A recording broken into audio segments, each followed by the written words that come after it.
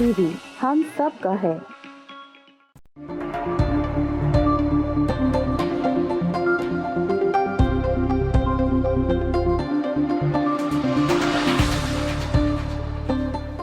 बिस्मिल्लाहिर्रहमानिर्रहीम। प्रोग्राम मुकालमा के साथ मैं हूं सलमान आबिद।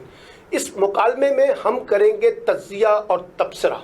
शवाहिद की बुनियाद पे, दलील की बुनियाद पे, मंतक की बुनियाद पे, और वो तमाम ख़बरें जो पाकिस्तान की सियासत के तनाजुर में, इलाकाई सियासत के तनाजुर में और आलमी सियासत में अहमियत रखती हैं और जिसका ताल्लुक बराह रास्त पाकिस्तान के साथ जुड़ा होगा, उस पर हम करेंगे बेलाग तज्जिया, सच्चाई के साथ, दयानतदारी के साथ। मत देखना भूलिए प्रोग्राम मुकालमा विद सलमान।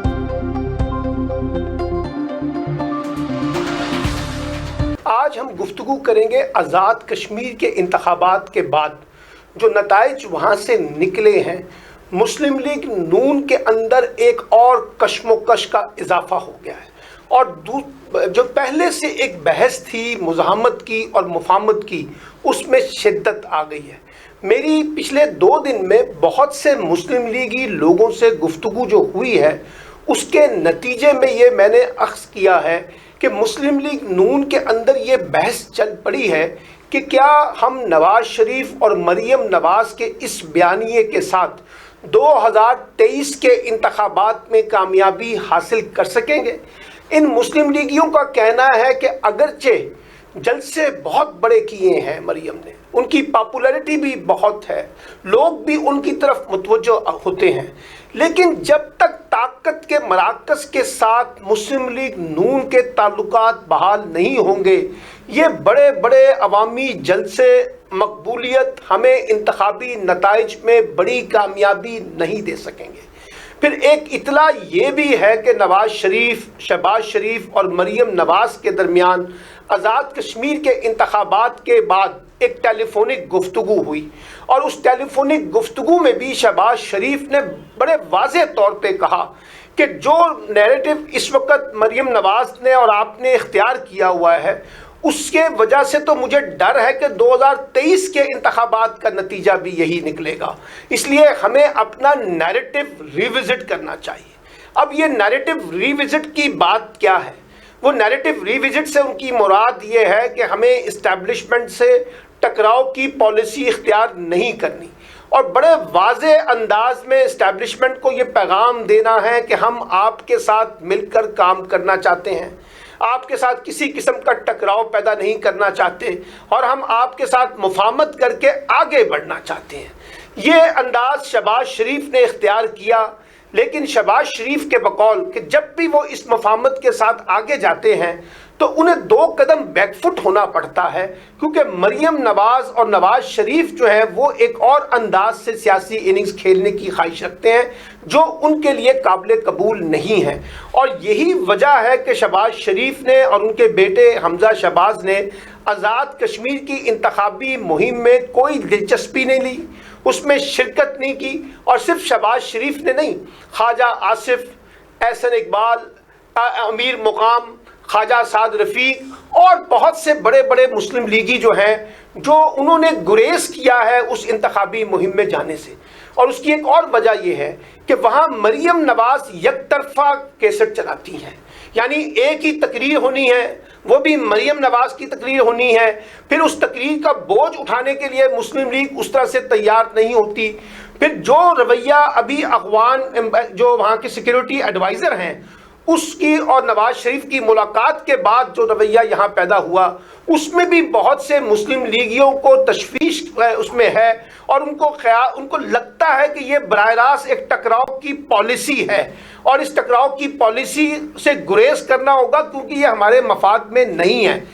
और ये हिकमत अमली भी अब लगता है फेल हो चुकी है कि एक तरफ आप मुफाहमत का कार्ड खेलें और दूसरी तरफ आप मुज़ाहमत का कार्ड खेलें, क्योंकि मरीम नवाज़ बार बार ये बावर करवाती रही हैं कि अगर हम मुज़ाहमत नहीं करेंगे तो हमारी शराइत पर कुछ तय नहीं होगा, फिर हमें सब कुछ इस्टेब्लिशमेंट की शराइत के मुताबिक चलना होगा। इसलिए उनके बकौल मुज़ाहमत दिखानी हमारी सियासी मजबूरी है। लेकिन ये जो सियासी मुज़ाहमत दिखाई जा रही है उसका नतीजा अभी तक मुस्लिम लीग नून या शरीफ ख़ानदान के हक़ में नहीं निकल रहा اور اسی وجہ سے مسلم لیگ کے اندر ایک تشویش کی لہر ہے کہ 2023 کے انتخابات تک اگر یہ ٹکراؤ جب جاری رہتا ہے اور یہ تضاد جاری رہتا ہے، نیریٹو کے درمیان یہ تقسیم جاری رہتی ہے اور بڑی طاقتوں کے جو مراکز ہیں ان کے ساتھ ہمارے تعلقات درست نہیں ہوتے، تو پھر ہم 2023 کے الیکشن میں کیسے جائیں گے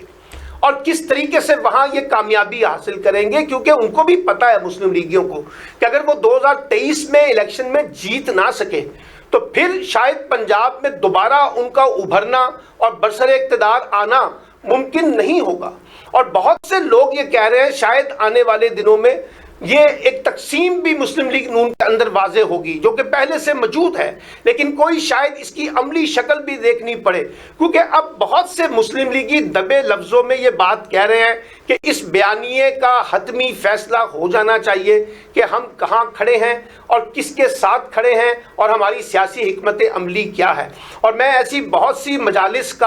کے بارے میں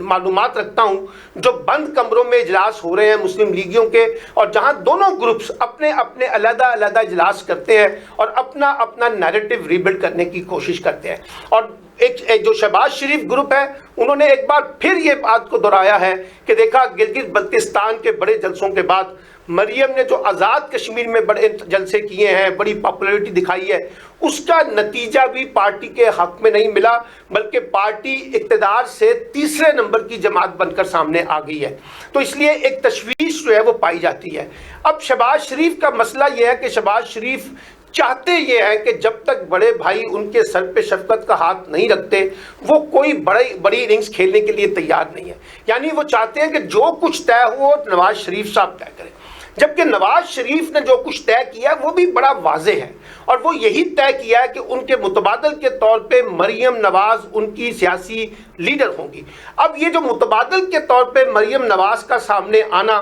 اور مریم نواز کسی صورت میں نہیں چاہیں گی کہ ان کے مقابلے میں شہباز شریف یا حمزہ شہباز برتری لیں، اور یہی وجہ ہے کہ مریم نواز نے اپنے والد کو اوپر ایک دباؤ ڈال کر یہ فیصلہ کروایا کہ جناب شہباز شریف جو ہے وہ اپنے آپ کو پارلیمانی سیاست تک محدود رکھیں۔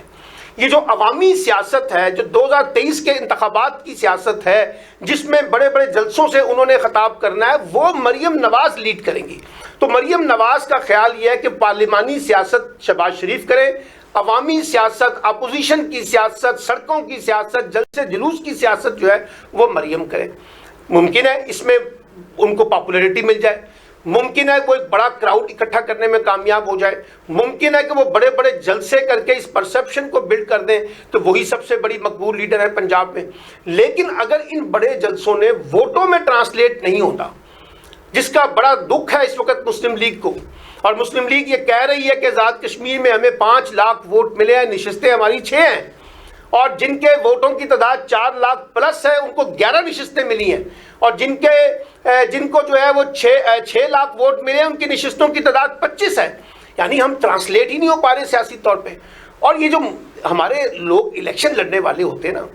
دیکھیے ان کی کچھ سیاسی مجبوریاں ہوتی ہیں، ان کی کچھ انتظامی اور مالیاتی مجبوریاں ہوتی ہیں۔ یہ اقتدار کے لوگ ہوتے ہیں، یہ ہمیشہ سے اقتدار کے ساتھ رہنا پسند کرتے ہیں، ایک خاص حد تک تو اپوزیشن کا رول قبول کر لیتے ہیں، لیکن اس اپوزیشن میں بھی ان کے مفادات پورے ہوتے ہیں۔ مثال کے طور پہ اگر آج پنجاب میں PMLN کی حکومت ہوتی اور مرکز میں عمران خان کی حکومت ہوتی تو یہ مسلم لیگی بہت انجوائے کرتے،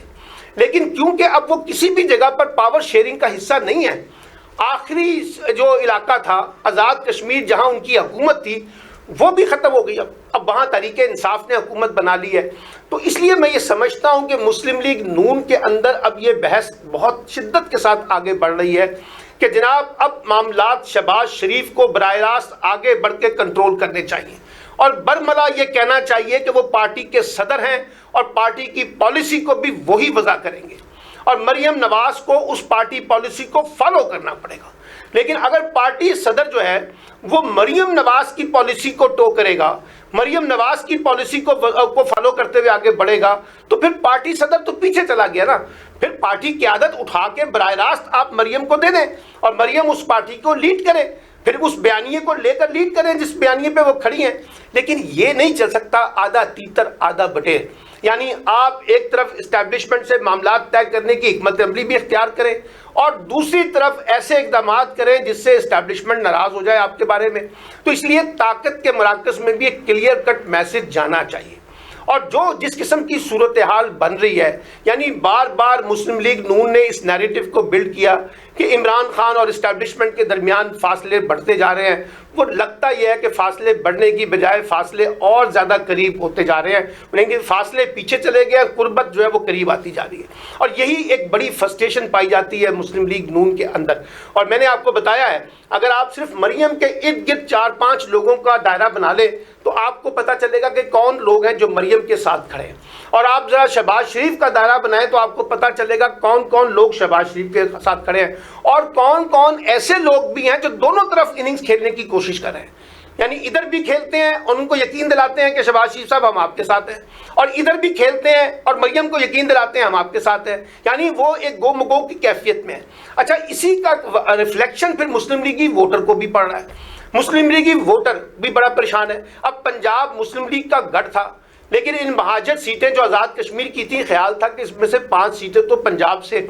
مسلم لیگ نون لازمی جیتے گی، لیکن ہم نے دیکھا کہ بڑے برے طریقے سے وہ وہاں سے آؤٹ ہوئی ہے. نارووال سے، سیالکوٹ سے، گجرانوالہ سے، لاہور سے، ملتان سے ان کی جو شکست ہے وہ بڑی حیران کن شکست ہے، لمحہ فکریہ ہے. تو اس آزاد کشمیر کے انتخابات کو میں جو بڑا سیٹ بیک مسلم لیگ کو ملا ہے، اس نے قومی سیاست کے اندر مسلم لیگ کے رول کو ایک دفعہ دوبارہ ایڈریس کر دیا ہے. اور گفتگو چل رہی ہے کہ اگر مسلم لیگ نون نے اپنی پالیسی کو ریوزٹ نہیں کیا تو آنے والے آگے انتخابی منظرنامے میں جو پاکستان کے 2023 کے انتخابات ہیں اس میں مسلم لیگ نون کو اور زیادہ شدید نقصان کا سامنا کرنا پڑ سکتا ہے.